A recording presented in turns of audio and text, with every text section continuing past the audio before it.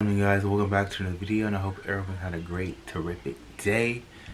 And if you're new, welcome to my channel. My name is Joy, and be sure to like, comment, subscribe if you want to. Be sure to check my other channels because you'll be below if you want to as well. Now we are back with most of the top 10 teenage prisoner outbursts to life. What is this? You get what you get. If you knock on the door, you're gonna find what you're looking for. So don't play with your life. You know what they say, don't do the crime if you can't do the time. And Period. These teens didn't realize what they had done until they were sentenced to life. Let's get right on into it and see some of these dramatic outbursts. Starting off this countdown, we have TJ Lane. Back in February of 2012, 18-year-old TJ Lane entered a high school in Ohio and shot 3 students. He injured 3 others. There was no motive for his actions, and during his trial, he showed no remorse. In fact, during his sentencing, he was absolutely ruthless. He entered the court wearing a light blue button-up shirt, which he removed to reveal a white t-shirt with the word killer written on the front of it. If that's not bad enough, at one point, he turned to the courtroom, said some obscene things, and then gave them a middle finger. You can see that he just doesn't care. It's scary how he shows like zero emotion, and he killed people. In our 9th spot, we have Chaylin Funes.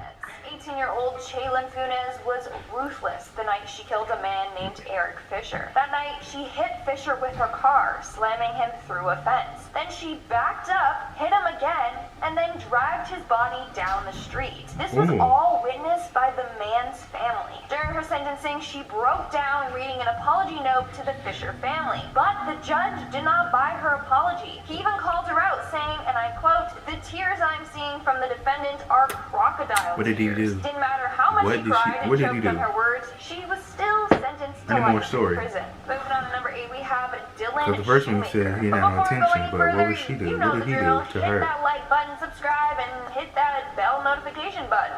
Just do all that. It really helps us out.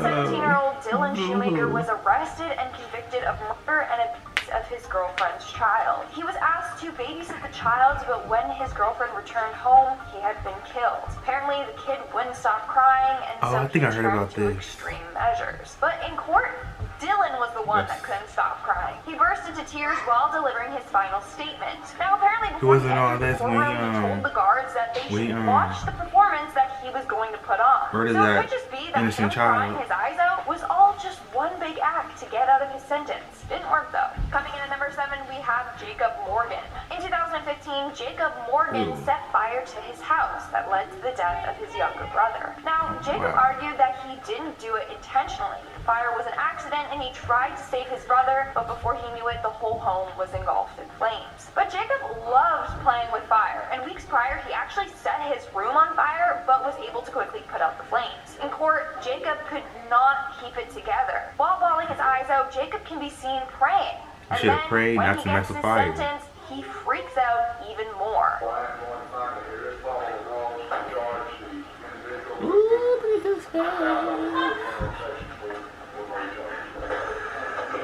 Moving on to number 6, we have Antonio Barbeau. Antonio Barbeau was only 13 years old when him and his friend killed his great-grandmother. Apparently, the two wanted money for pizza and weed and thought to do so by killing the grandmother and stealing her money and jewelry. Let me repeat that again. They killed an elderly woman all for pizza and weed. It's ridiculous. Well, both were found guilty, obviously, and sentenced to life in prison with eligibility for parole in 36 years. During Antonio's hearing, he breaks down his statement. His lawyer then had to finish it for him.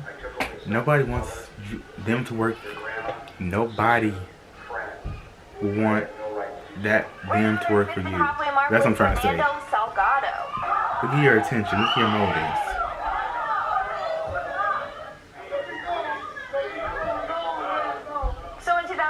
Fernando attacked one of his classmates with a weapon, and then he tried to insert another of the classmates' As a result, he was charged with assault with a deadly weapon and 1 count of attempted assault with a foreign object. After receiving his sentence, Fernando broke down. He can be heard begging to let go when he's seen fighting with the guards. Mama I love you. P.O.P. all the time. He's resisting with all his might, trying not to Don't be fight, put you in gotta. prison. It is what it We is. have Spencer Lewis. Spencer Lewis was involved in an armed robbery gone wrong. He attempted to rob two brothers of their weed, money, and video games. But Lewis ended up shooting and killing the two brothers. He said he got scared during the robbery and that's why he fired. On Spencer's hearing, he entered the court smirking, acting all cocky and confident, which later turned into tears. I would think he was gonna get off easy. But after his little breakdown, he can be seen leaving the court, smirking once again to the camera. So was it all just an act? Maybe. Moving on to number 3, we have Keyshawn Mann. Oh.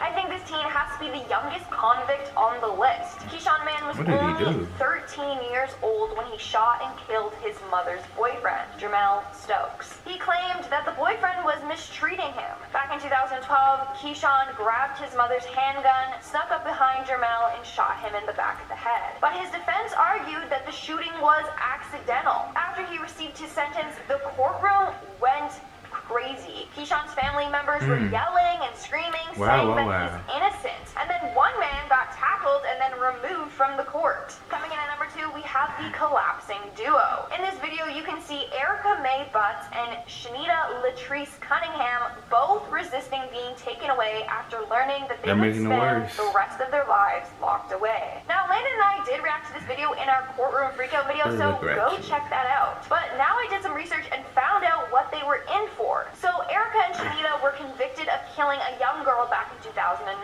Apparently they were looking after her, but instead were torturing her for 2 weeks straight. That just makes me sick. You gotta be careful who you. Well, in this video you can see the two flop to the Who's floor watching and your child, your refuse to get up children? after hearing their sentence. Seriously. In fact, one of the girls had to be placed in a chair and rolled away. While this is all happening, one of the girls' mothers is just completely freaking out. It was just complete madness in that courtroom. And in the number 1 spot, we have Shondell Jackson. In 2009, 19-year-old Shondell Jackson was convicted of first-degree intentional homicide and robbery of the university student, Nathan Potter. During the attempted robbery of Potter, Jackson and his partner fatally shot him to death. During most of his trial, Jackson kept his cool. He showed no remorse for his actions, and at one point he even turned and smiled at the victim's family. But after being sentenced to life in prison, his demeanor quickly changed.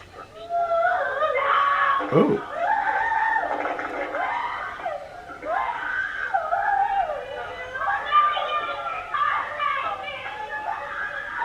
Apparently he became angry and started cursing at the judge. He stood up to leap at the judge, but officers were there to quickly take him down and then pepper spray him. And that's all for today's video. Let's move on to our comment shout out portion. Wow. Emma Osland. Wow.